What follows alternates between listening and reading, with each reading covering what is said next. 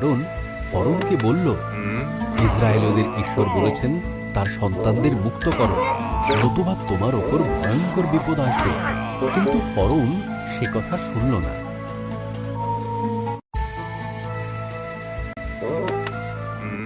মিশরের সমস্ত জলকে রক্তে পরিণত করলেন, কেউ সেই জল পান করতে পারল না।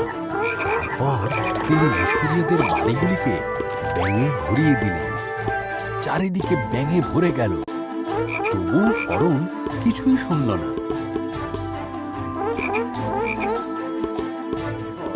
মিশরের আকাশকে মশাতে ভরিয়ে দিলেন, সেগুলি মিশরীয়দের ধুলোর মতন ঢেকে দিল।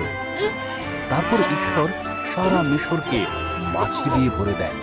তবুও ফরোন কোনো কথা শুনল না।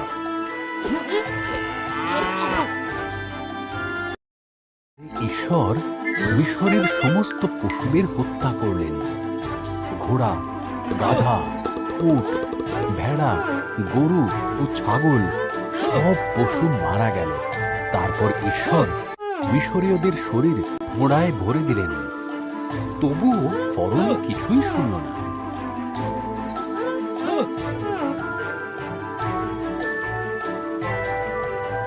শিলাবৃষ্টি ঘটালেন। এর ফলে মিশরের সমস্ত শস্য নষ্ট হয়ে গেল, এমনকি বার্লি ও ফুলের বীজও নষ্ট হয়ে গেল। এরপর তিনি পঙ্গপালের দল পাঠালেন, যা সমস্ত ফল খেয়ে ফেলল। তবুও ফরোন কোনো কথা শুনল না।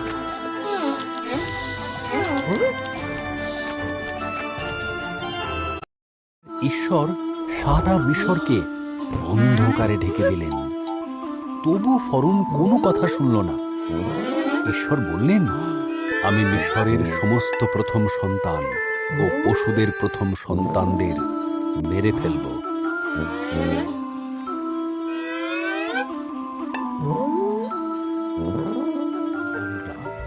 একটি ভেড়া হত্যা করে তার মাংস খাবে এবং তার রক্ত দরজায় লাগাবে। আমি সেই রক্ত দেখে সেই ঘরের পাশ দিয়ে বেরিয়ে যাব, আর সেই সমস্ত ঘরের শিশুরা মারা যাবে না।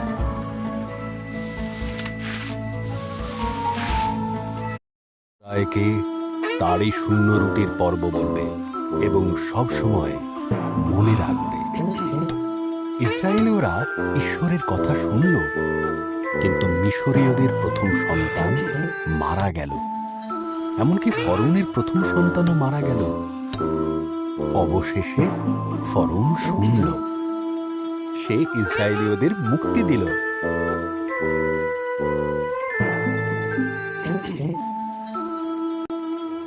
ফরোনের পুত্র মারা গেলে সে ইসরায়েলীয়দের যেতে দেয়। তারা লোহিত সাগরের কাছে পৌঁছলে ফরোন তার সিদ্ধান্ত পরিবর্তন করে এবং তাদের ধাওয়া করে।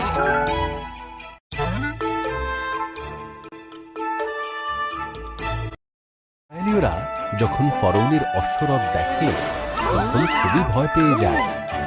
কিন্তু ঈশ্বর মোশেকে বললেন তার হাতের লাঠিকে লোহিত সাগরের দিকে ওঠাতে।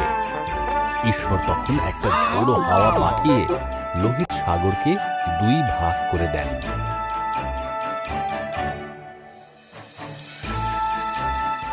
মধ্যে দিয়ে শুকনো একটা পথ তৈরি হয় এবং ইসরায়েলীয়রা সেই পথ ধরে হাঁটতে থাকে। তাদের দুই ধারে সাগরের জল প্রাচীরের মতো দাঁড়িয়ে পড়ে। তারা নিরাপদে সাগরের অপর পাড়ে পৌঁছে যায়।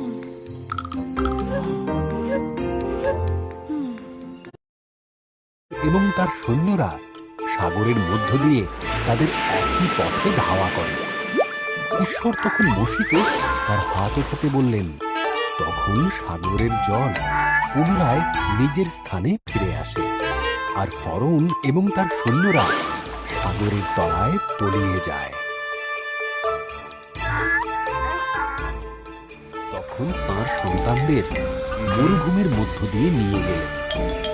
তিনি তাদের খাবার দিলেন এবং জল দিলেন। তারা সিনয় পর্বতের কাছে তাঁবু গড়ল, যেখানে ঈশ্বর মোশেকে বলেছিলেন পর্বতের উপরে তাঁর সাথে দেখা করতে।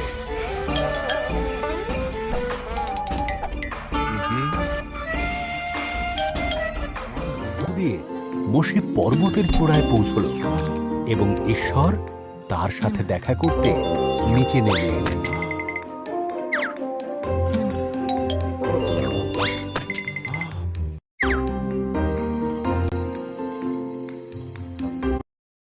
ঈশ্বর মোশেকে দুটি পাথরের ওপর খোদাই করা 10টি আজ্ঞা দিলেন। কোনো পরদেবতা আরাধনা করবে না, কোনো মূর্তি তৈরি করবে না, আমার নাম সম্মানের সাথে স্মরণ করবে, বিশ্রামবারকে বিশেষ দিন হিসেবে মান্য করবে,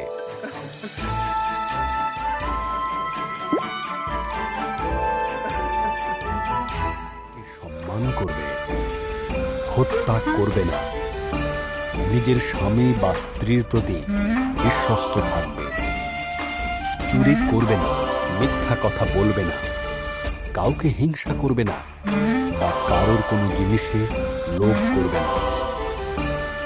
এখন তারা জানল কিভাবে ঈশ্বরের বাধ্য হতে হয়।